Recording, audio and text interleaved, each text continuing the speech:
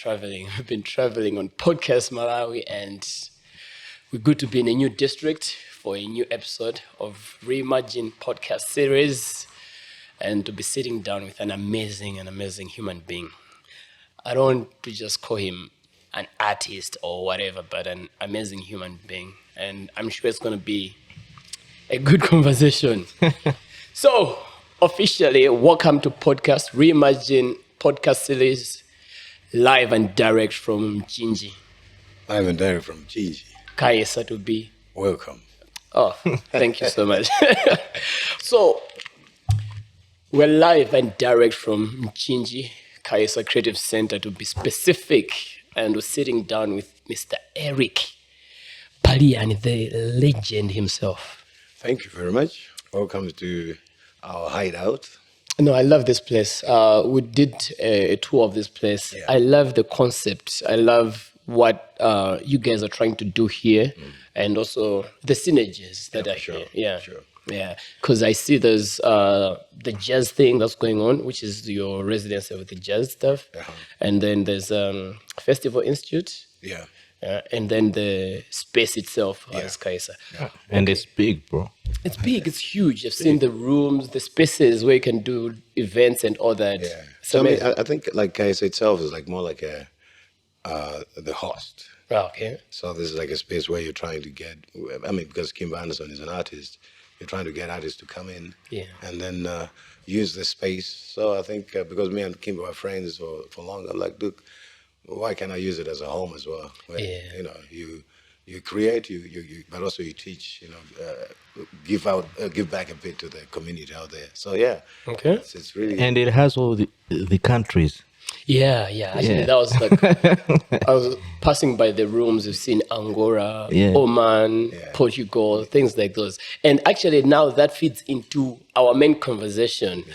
We're gonna have an Eric Palian exclusive, which we're going to talk about music. That's going to be exclusive, just to talk about music and your journey with jazz and whatnot. For this one, we'll keep it more to the topic, which basically is to do with the notion of borders and your experience with you've been traveling extensively across the globe, doing music. You have worked with international acts. You actually now stay here in Mchinji, which is a border district. It's like 20 minutes to the border, or less. 20, it depends what you drive. Yeah, put it to 20 minutes. 20. So that means you have like a lot of interaction with cross-border issues here. For sure. Yeah. For sure. And that's what we are actually going to be discussing more today. And I'm your host, Dennis, and I'm not alone. I'm with the one and only Hamigo. I'm not telling you. The one and only Brandon. The one and only is Brandon. I'm not telling you soon to a week. Okay, so let's get into it. What has been your experience, your past experience? I think you can now just shed a light of where you've been, how you've traveled, and you were doing international works, international gigs. What's your background like? Well, as a summary of it, I'm a Blunder-born artist. And then, I went to Mwiza Secondary School and went to the Harare Polytechnic, and then came back, did a bit of Acacia's band. And then we were like, we want to do more jazz, we want to learn more. And then before cell phones and emails, guitar in the bag, come to the bus stop, Johannesburg. So and I did everything, like stuff from the ground, running away from the police, running away from the thieves, and then eventually getting to work in a music shop, and then slowly, meeting the musicians, and then getting in through Benjamin Dube, Samajobe, a bit of session music, a lot of session music play, and then I think then I did Humor Segura, and I was like, I want a bit of home, but as I was going very urban in South Africa, but I felt like I'm a Malawian, So it was funny because I've been in South Africa. People were like, "Oh, when are you going home?" And I come to Malawi. People were like, "Oh, when are you going back to South Africa?" I was like, "I don't know. I can't do that." So I came back, and then Kimber was also coming back. He had lost his mother, and he needed to come back and sort out the space. So I was like, hey man, it's gonna be too much for me to handle alone. Yeah. So yeah, he was sorting out the space, and I picked up the other side there and kind of renovated it a bit, and then making it a studio. But the whole idea, if you saw, it's about if I could get artists really to come and experience the district, you know, and you got accommodation right here, you got space, studio right here, you got a performance right here. So I think it's just a question of someone looking at the space and, you know, using it to do whatever you can do for the youth, for the young, the old, the district guys, you know, the town guys can come. Yeah. So in a nutshell, that's it's been Eric, you know. Okay. Yeah. Yeah. You explaining how you actually moved from here to go to Joburg, probably without too much prior experience apart from being in Harare. Had you been to Joburg before or stayed there for some time before you actually made that move to say, I'm leaving Malawi and heading to Joburg? Yeah, I mean, so this is funny because I never wanted to be in Joburg because I think, man, we grew up, when we were growing up in Blantyre was like the best space to be, really. Only later we understood, you know, there were politics and blah, blah, blah. We were young, but Blantyre was the best. So you'd go to Harare because my mom was born in Zim. So a few times I'd go there earlier to, honestly, between Harare and Blantyre, I felt like, man, that's the world for me, you know. But then, I mean, we were doing well, but I think when democracy was in its initial stages, there's a lot of uncertainty, and you know, you couldn't know where you're gonna go because we were coming from that education and being trained to work in a specific way, but everything was kind of changing. So I think, personally, as a musician, I felt like, man, maybe let me go get a bit more education. For me, it was actually trying to get education. So if there was a beautiful jazz college in Malawi at that point, most definitely I worked and You said it was before there were phones. When was that? 99. 99? Yeah, that's when I left. How old were you? I'll be around about 19. Damn. Okay. Yeah. Yeah, because that meant you needed to have a lot of courage to take that journey. Yeah, but I also think because I've been a traveler, you know, so going to boarding school was almost the same as going to South Africa. But boarding school, you never knew what was going to happen. Yeah. And there were stories that would tell you, yeah, they're going to beat you up and whatever. Yeah, I mean, also the experiences about SA then, as I say, I never wanted to go there, so I never used to do any research. But I decided, man, that's where all the musicians are gone. So Bright and Hard had gone, George Peter had gone. I was like, nah, they're not dying. I'm going to try it, yeah. So, yeah, that'll be early, the late end of, I wanted to do the Y2K in SA. So if the world was ending, I wanted to end somewhere where I'm not around. Okay, cool. Now, when you got there, let's now discuss the whole topic that we're talking about, borders, and which means immigration controls and everything. How was your life like? So, did you have your passport, visa, all those things? How did you go and how did you start settling in this new country with different laws, and they'll be chasing you around to see if you have all the documents and whatnot. So can you share your experience with that? So I think in the early years, it was pretty cool to not to overstay, because I think that's what everyone is always scared of. Like, your visa finishes. So South Africa is like one of those countries. When you go in, there's opportunities. You know, even tonight you can be working. Even if someone's in this mic, there's a job for you to happen. So there's so many opportunities. But then you have, I think, a general belief also that foreigners damage. So in terms of opportunities, I think the country is operating, in my view, about 50% of what it can do. But then you went in there. So in our early years, we were like, you could stay in there for about 4 months. You know, legally, you just needed to go out maybe. So you go in 1 month and you go out and then come back and apply for a 3 months visa. But that would be a visitor's visa, not really like a performance visa. Yeah. But then also, usually in most countries, they don't really give you performance visas, so you can still operate on that as long as you're legal in the country. So that time, you'd go there and only come back twice, and then you need to come back twice in Malawi, and then you'd have about 8 months. Yeah, so I didn't need to apply at that point. I would just really do the 4 months and then make some money and then come back and blow it in Blantyre. But then after when Zimbabwe was getting a bit chaotic in the political status, and then a lot of Zimbabweans started coming to South Africa. Now that's when you found that you couldn't even extend any visitor's visa without going back to your host country. So that also created a lot of people overstaying and blah blah. But by then I was a bit lucky because by then I started producing, so I could apply for a working permit, which mostly I never really stayed illegally, so to say. Okay. If it was illegal, then I would run away, go to Mozambique just to, sometimes you need to wait for a permit to be released. Yeah. But in general, in sense of art history, though, you don't have like special visas, and also art in general, Malawi and South Africa, as much as South Africa has got the best artists, they still don't look at artists as part of a job creation industry but they're still informal, although they really make so much money and they have like one of the best copyright societies. So it was always a headache, but once you start getting to play with humor, then it's easy. Yeah. They do the story. Yeah. Okay.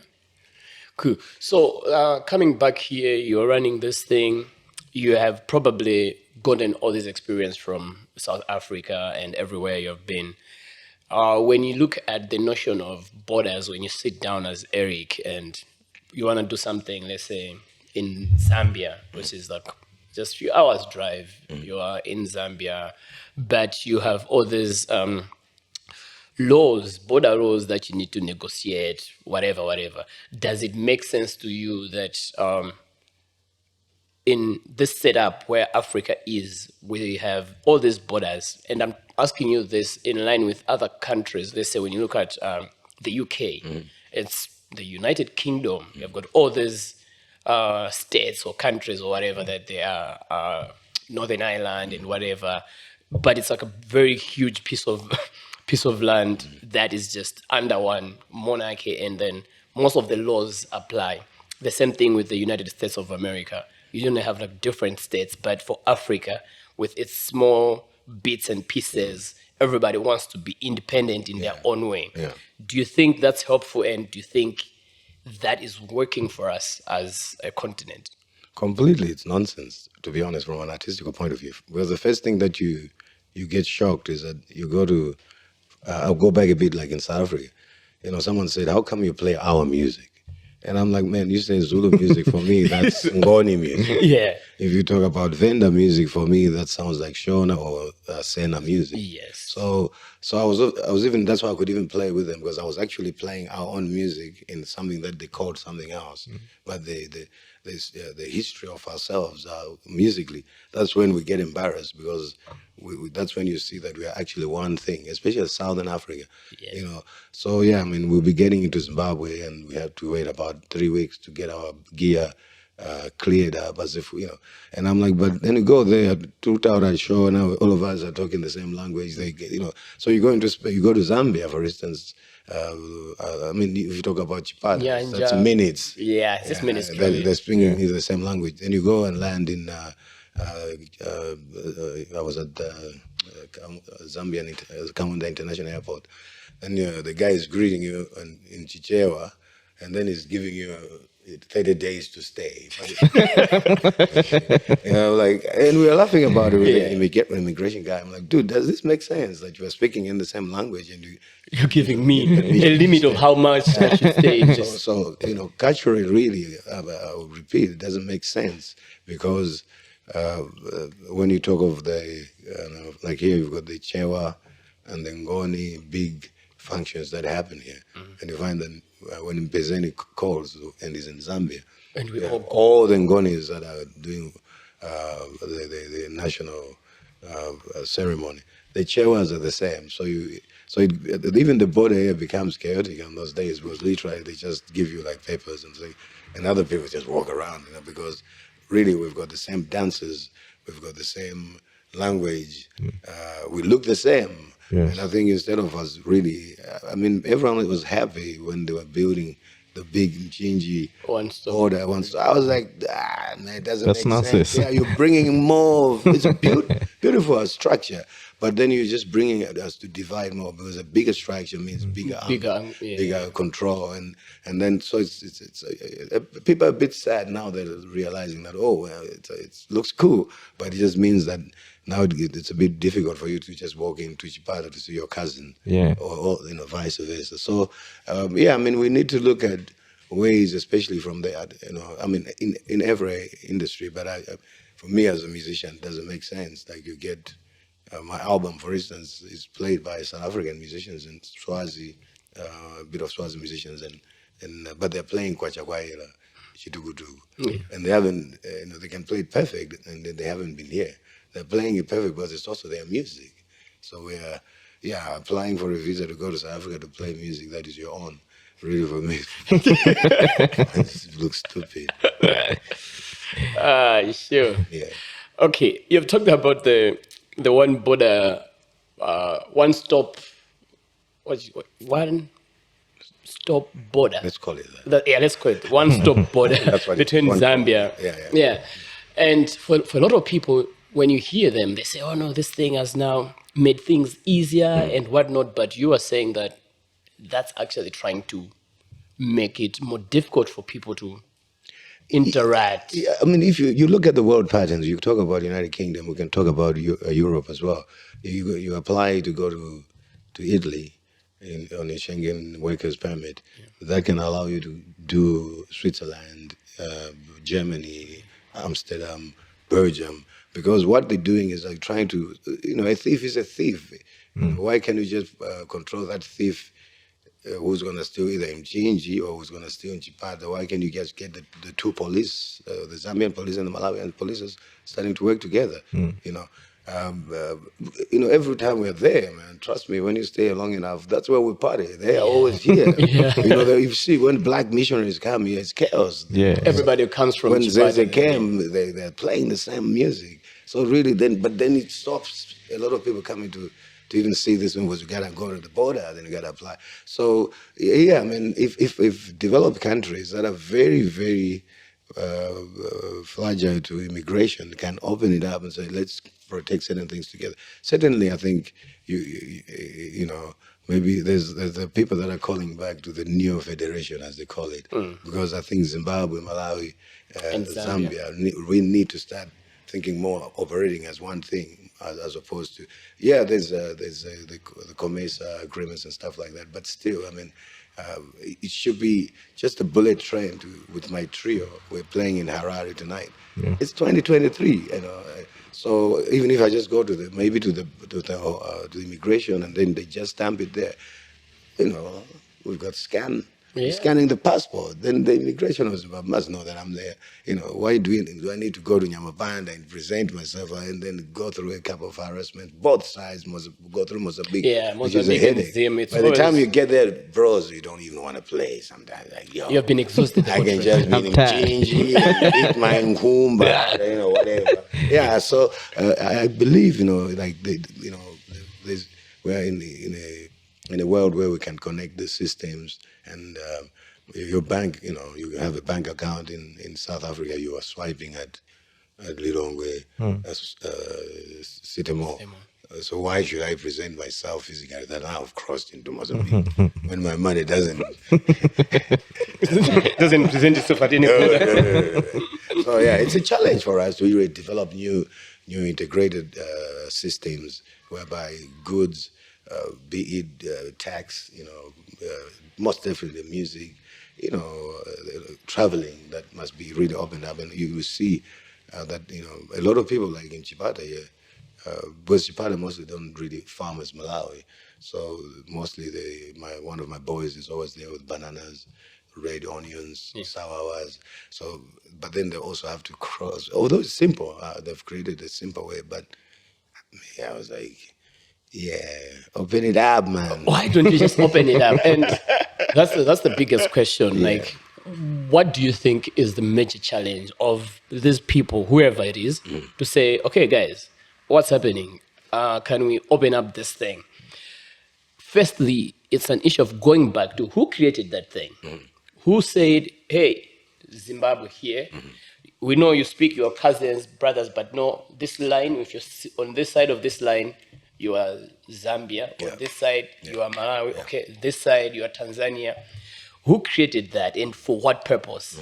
Are we doing enough to revisit the reasons this was created? And is there even any effort that is saying, can we open it up? Can we open up this thing? Yeah, look, I think one just needs, as you rightly say, you look into history. So why was the federation created? And I think why was it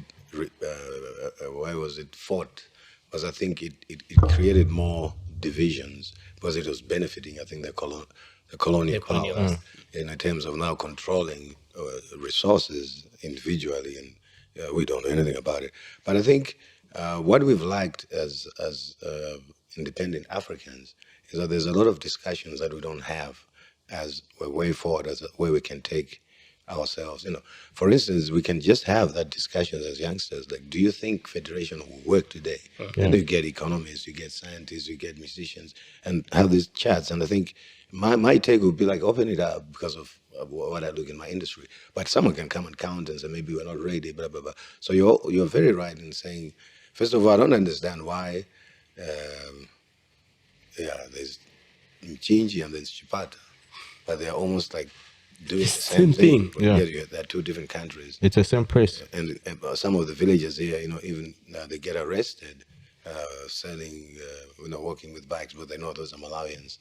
So even like when they do build houses, they'll use the Malawian to build, and then when they're about to pay them, they'll be like, okay, where's your permit to build the house? I'm like, but we're talking the same language. So also a lot of people are abusing it. Yeah, I mean, for me, it doesn't make sense. It might make sense maybe in terms of taxation and all that, and I think that can also be done at international level, as opposed to really have 11 borders. 11 roadblocks. We've seen them sometimes trying to find out if your staff has really been paid at the border. Yeah. So it's just discussions that we need to have. These are discussions that the youngsters also need to have. If you start telling youngsters that if you can have one country, perhaps now you can easily get into to study at University of Zambia, and also University of Zambia guys can meet in Malawi. So it opens up people's minds. It will open up the region. It's possible. Personally, as I say, I would say it again, they make our stay here a bit tough because now you don't have enough people crossing the border and interconnecting. Yeah. Okay. Talking about the power of art in making this happen, you as a creative, as an artist, we have seen art being used as a tool for social change, tool for political mileage, for people, for development. What role do you think art can play? We have seen how we have got Zambian artists almost every month, 3 or 4. Last week we had Abe Ochungo perform at the Sun Music Festival. We had Your Maps coming through 2 times just in the space of 2 times. B1 was also here. B1 was here. B1 is frequent, right? Yeah, so we can actually see that there's this. We have Namadingo staying there. We have Namadingo staying in Zambia. We've taken these other ones. They're taking because they're just cousins. Yeah. So what role can art play in trying now to bring in this difficult conversation? Of which is more of a political thing. What can artists do to change this narrative? I think the narrative is already being changed, as we say. That in those days you had, for you to see a Zambian, there's a song, everyone knows that group. But no, they never even toured. I think they might have come once or they attempted to come. But that song is still a very famous song in Malawi today. Yeah. So I always look at a bit of funny examples. We once toured with Senzo, Yeah. from South Africa, and then he was going all over Malawi, and wherever we even went to the north, and we stopped somewhere, and Senzo, everyone was recognizing. Went to Chikwawa, that's Senzo. Yeah. So he said to him, like, man, but where's my money? If all these people know me, But so that's also another discussion of saying, imagine how much money that maybe our artists that are famous in Zambia, because we don't have a vibrant collecting society. Yes. That's why sometimes even some of our musicians don't get as rich as they should be, because there's once if you're famous in Zambia, but then your royalties don't show that you're famous. Yeah. So that means the system is not working, and what we need to start sorting out those systems, because some of these divisions are going on because we don't have marriages of organizations, like, let's say, Copyright Society and the Collectors Society of Zambia. Yeah. Because for you to receive, you have to pay. Yeah. So the question is, are we also paying? If we're using your maps music, for instance, are we collecting something for him also that was the usage of music? You have to pay. So there's a lot of things that are stopping us because we're not adhering to certain things that we needed to do.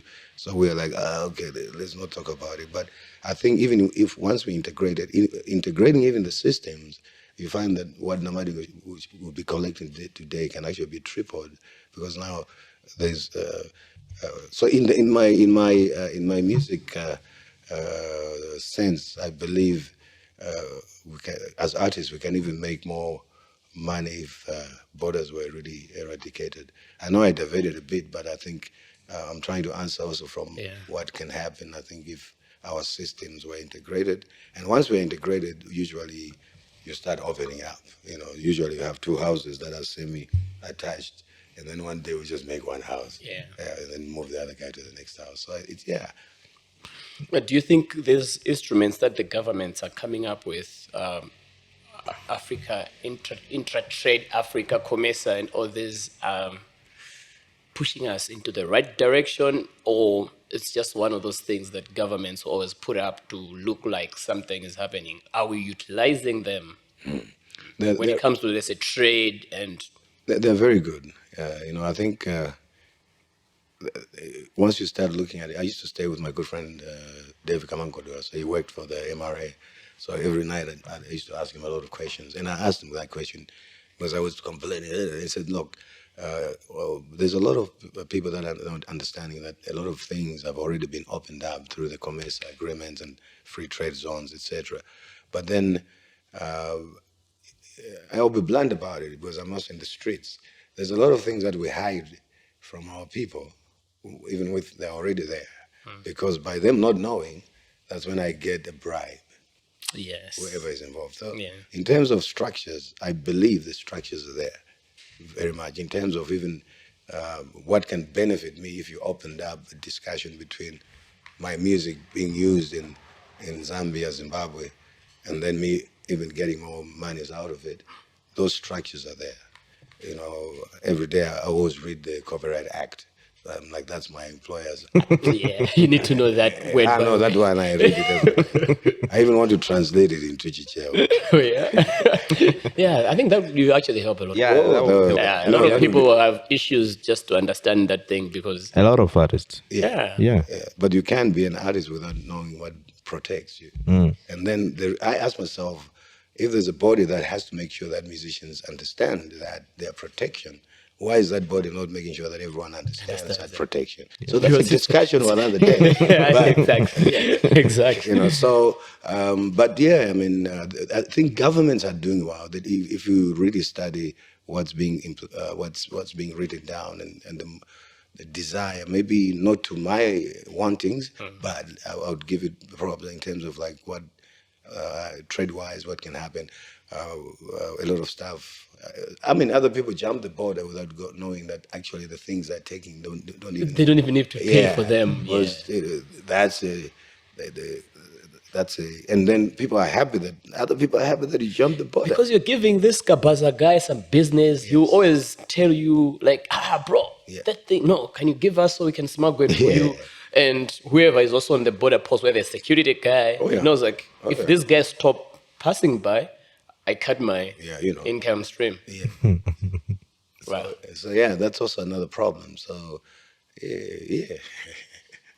I think that there's need to find better ways of how to popularize all these instruments, the COSAFA trade agreements that we have, and even from, let's say, the point of view of MRA, what things need to be declared, what things need to be paid for at the borders are things that we need to make sure that our people understand, because people are still complaining, people are still failing to export because they think they'll get charged, they'll be requested for the license for this or that, and then their goods will be confiscated when the instruments are there to support them.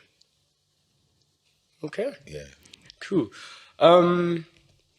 Coming back to Kaesa and your creative work and everything that you do, we were just talking off camera before we started that there'll be these guys coming from Zimbabwe that will be here. You work with them, they're going to be performing at the Tumain Festival, things like those. Your experience with the borders and your zeal and your passion to connect artists and creatives from Southern Africa, for example. When you look at these at the experiences, what would you say are the biggest challenges and how best can you overcome them from the creative side of things? I think mostly it's gear clearing. Like for me, sometimes I travel with 3 guitars and 3 gadgets, a digital box, and then they were like, "Are you coming to sell these things?"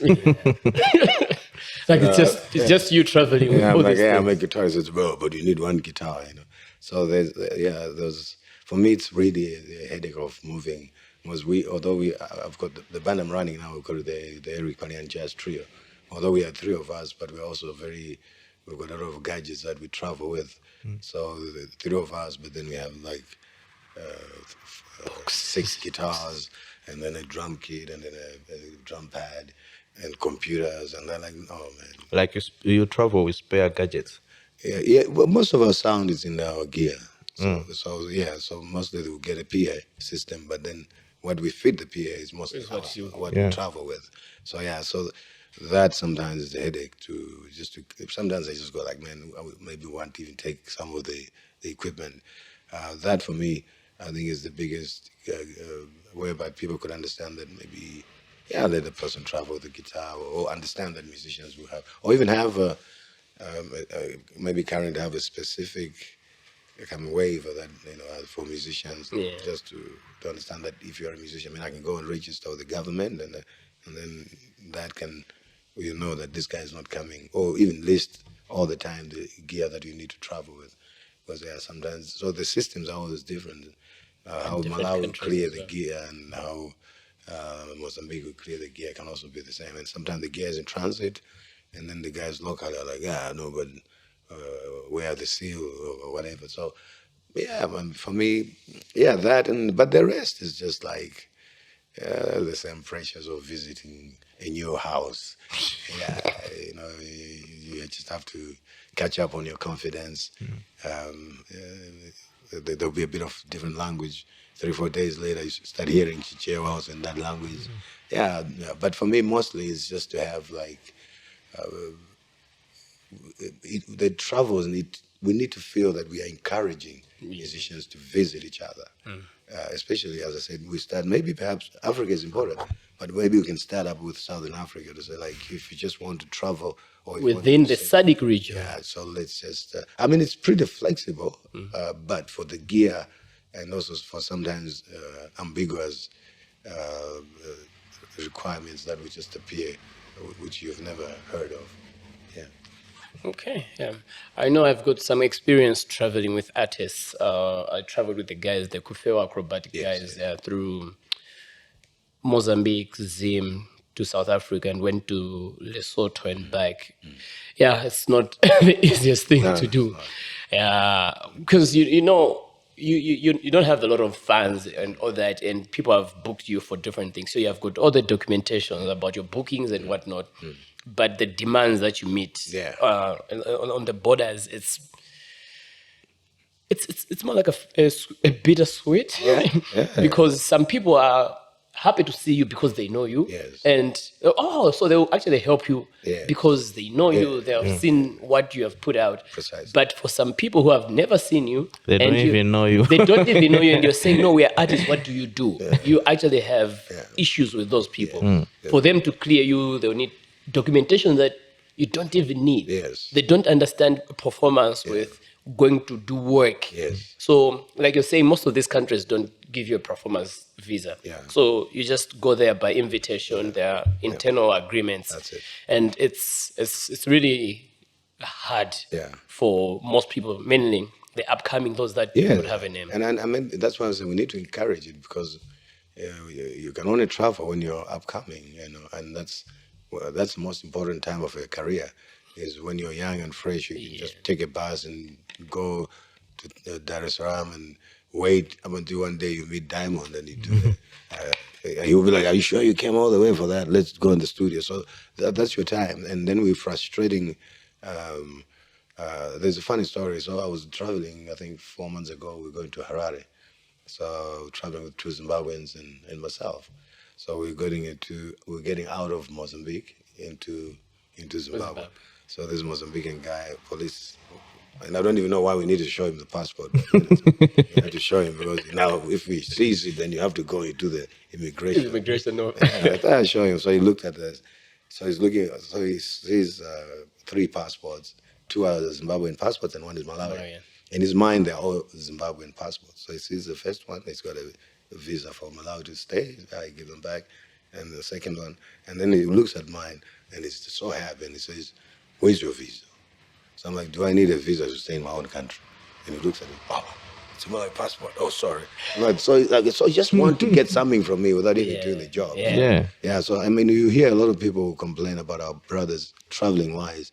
Although when you are in the countries, the Mozambicans are the best guys, even Litete, Maputo, best places to hang around. But, apart from the immigration authority, I remember there was a story as you were speaking, just reminded me, the same trip with these guys, because these guys had just did their movie and it actually went viral. So people were like, oh, I want to see this guy. So we're going to South Africa with them. And they had new passports. So when we went into Mozambique, where you actually do your stamping, this guy was literally just looking at the passport, new passport, put it aside. New passport, he would put it aside. Mine had several stamps, so gave it back. And then he was just there, like, looking at this guy. So he was like, you gotta bless the passport. It was like, no, you gotta bless the passport. And then I actually went back to say, okay, wait, what's going on? I need to. So there's other guys now, the bus guys now came like, did you put something in the passports? Like something like what? Like, no, new passports, they will not release us until they. So we had to go and put 20 rands. They wanted, I think, 20 rands in each passport for them to just stamp it because it's a new passport. Damn. Why? For what? Yeah, so those kind of things, man, it's they need to be discouraged. And these are, you're very right. We need to have a conversation, even with South Africans, because we got a South African friend who stays here. And she also has her own stories from the other side of what's happening. But I think we need to encourage youngsters to travel. That's also what brings Forex, really. Absolutely. Because there's a lot of, I know a lot of South Africans and Zimbabweans, even Zambians, that would go crazy to have a holiday in Malawi. Lake Malawi to them would be Mauritius. And also because of their rands and pullers, they get more kwachas. So doing the really, they actually have more to spend. More to spend, and then they're buying from Malawians. So this should be one of the most important responsibility of us to ensure that traveling is amicable, is fun. You're right. Currently, even myself, when I have to hit the road, I'm happy when I fly. He's got other problems, but not much. But on the road, you have to be ready. Yeah. All right, cool. We could have this conversation forever, and we're just starting the conversations, basically. Yes. That's why we said, let's come through, start this conversation. We know from whatever you have said, there will be people that will actually say, oh, no, but this works when they watch this podcast. Nice. And we would want to carry on. I want to come here, sit here for some days, do some creative work, probably a boot camp. You guys are welcome. I got net. We can do a boot camp here for 2 days, 3 days. Yeah. And also, I must give you a couple of stories from there. I've got a vibrant, a young generation that I work with. Okay. Yeah, some are singers and a very good young jazz band in Chinji. I saw Cassie perform here, her jazz. I was like, wow, they were former Zatu band member. Yeah, she's also been around. So there's a lot of people that have they've passed through the space. They just forget to say we were there. We were there twice. You are the ones that bring the cameras. Yeah, no, we need to come through whenever you have something going on. Whether you have got these guys here. Yeah, I saw a certain guy in Tamini. Yeah, and Tamin is also recording. Yeah, I was here a few days ago. Yeah. Actually, that I'm excited about him. Really, he comes from Zuzu. Yeah. Wow. I mean, he's amazing. He's amazing. Yeah, I think that's my next joker. But just because how he works and how is the future's bright. Right. Yeah, man. When we move from here, we're going to have another conversation with some guys at the border. Mm-hmm. These are like the people that are really into trade and whatnot. Nice. And we also want to hear their side of story, how the one-stop border thing is working out, if it's really important or it's something that we can really maybe reimagine it more. I can say one thing, though. Yeah. The process of crossing, though, is beautiful. Okay. Because you don't have to use like two borders. Before. So you go in one. And everything is in there. Then you just go next. It's just in Zambia. Yeah. So even if you've got a problem, you can sort it out. As right there. Before you needed to go the other side. So yeah, I mean, it's in terms of functioning, it works. Okay. In terms of the reason why it has to be there. All right. No, thank you so much, Eric, for sparing some time and hosting us here at Kaesa. We'll be looking forward to coming through for all these other things. I want to experience more of the activities. So we'll be getting in touch so we can come through. You're welcome. Yeah. Even individually, guys, if you want to come and edit and create, let's talk. This is your home. Okay. Yeah. Carry on. Really. Thank you very much. The house is open. We're home. Right. So thank you so much, guys, for watching this special episode with Eric, talking about all his experiences about crossing borders and how he reimagines the borders. And I hope this conversation has sparked something in your brains or in your minds that you would want to comment about or discuss with us or with Eric. Let us know in the comment section, and be free to share your own experiences as well of travels within this country and also going out internationally. What have you been, the challenges of just connecting with other countries or other nationalities? Looking forward to the next episode on whatever we'll be reimagining. I've been Dennis Imani, Papa Ayla, and your guy Hamigo. Until next time, peace. Make sure you subscribe, share this podcast, hit the notification bell so you get notified when another episode drops.